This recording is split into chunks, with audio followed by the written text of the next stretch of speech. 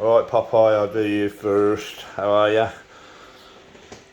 Hope you're all well. Yeah, the sort of story about this room is I did have 14 machines in here.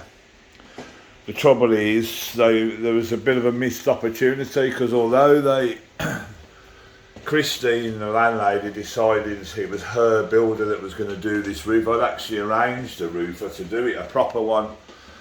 But she was in her house, obviously, so her building, they charged double what I was going to get it done for.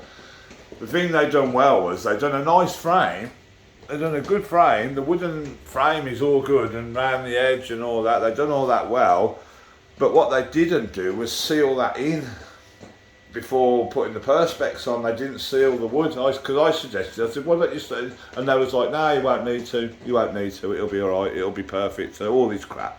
I said, you do know I'm having machines in here, it's going to be electronics, and they went, yeah, be alright. The perspex was done is one piece. The perspex is done, I mean, there's water in there, look. See? The perspex is all in one piece, which is great, but the trouble is, where the flashings are done above, it's on rendered wall this side, and of course it won't stick. So it keeps coming down, and as you can see, water comes through. I mean, only when it rains really hard, it's not when it's just normal sort of wet rain, if you like, but when it rains really hard, it comes in and on the floor. I've got a carpet that fits in here, an arcade carpet, but I can't put it down. Never been able to put it down. Doesn't come through that side, and that's because that's not a rendered wall. That's just bricks. So the flashings have stuck that side. They've actually stuck. So it doesn't come through there. And of course, round here's another nightmare, or was. It's not too bad round that pipe, but the main part is this wall being rendered. The flashing. When I looked out the window earlier, and from that corner there to about there, the flashings completely come down again. So, and you can see a great big gaping hole. So obviously the water gets down the back of it. So that's part of the reason. And the council with their Better Homes scheme, where they inspect privately rented properties and charge them a nice fee of £500 for 5 years, which obviously went on the rent. And they come round and they wasn't happy with the plugs. They wasn't happy with the plugs being like this. So they suggested to my landlady, I wasn't here, I was at work, as usual at work.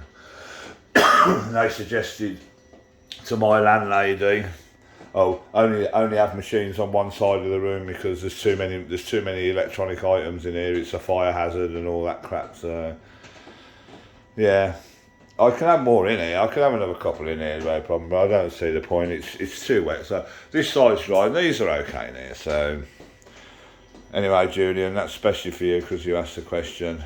So yeah, that's the kind of story with the back room. Although I'll put this as a set.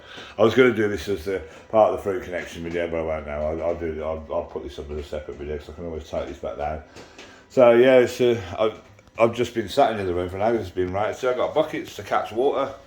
The rain. What I've done is I've put a hole in there. See? Put a hole in there, and the water comes out there into buckets. So this tarpaulin, I put this up because she wouldn't let me have a proper flat roof. I wanted a proper flat roof. I didn't want perspex because I need it dark. Fruit machines, you can't see them when there's light shining. But now she wanted perspex. So perspex we got. So I went to B&Q, bought the biggest tarpaulin I could get, which was this. Obviously not that big at the bottom, that's a separate one. And I folded it, I think it was in half, or it might have even been 3. And I nailed it up. It took me ages. But luckily, any water is contained in it. So all I do is, you can see that. So I just go like that. And when it stopped raining, I just bring the water sort of down, if you like. See? So nothing I can do about it. Sometimes that bucket there gets full. If it would have been a proper flat roof, there wouldn't have been none of this hassle. Obviously, and just the flashings have been put back up about 3 or 4 times, at least. So there you go. Anyway, that's the story with the flat roof in the back room. As you can see, there's water there. There's always, when it rains heavy, hard, there's water on there because it's been raining. So I don't want to wreck anything. There was water coming through that little corner, although it doesn't often is. So maybe that's dry. So, but I'll keep it up there. I'll keep that there just in case. But I've moved that machine down anyway because I've got space. So anyway, there you go. I'll do some videos now while it stopped raining. See you in a bit, Julian.